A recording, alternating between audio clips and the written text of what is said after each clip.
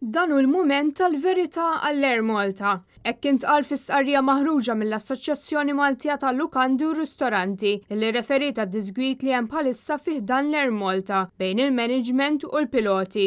F'bottaw risposta l-AirMalta talbet lill-ALPA biex ibidlu l-attitudni tagħhom hekk kif qed jirriskjaw li l-kumpanija tfalli. Dan wara li l-ALPA uriet it-tħassib tagħha b'rabta mas-saħħa tal-bdoti hekk kif żewġ bdoti qed ikunu fl-istess kabina. L-ALPA reġgħet wieġbet lura li l-kumpanija naqset milli tagħti assigurazzjoni li s-saħħa tal-bdoti tinsab imħarsa.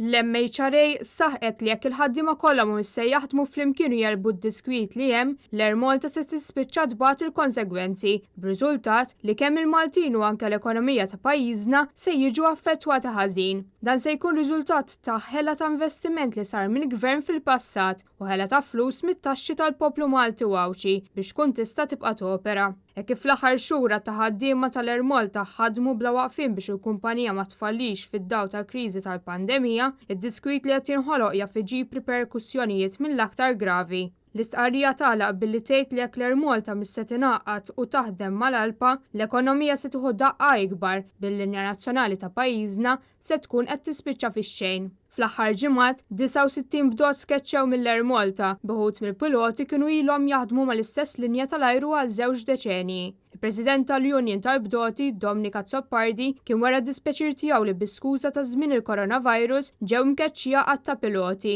li ma' azzjoni kienet ilha ppjanata għal żmien twil. U kien qal li kull ma jixtiequ huma u garanzija ta' xogħol għaliex huma ma tkeċċewx għax għamlu xi ħaġa ħażina, anzi dejjem kienu lejali lejn il-kumpanija u l-klijenti.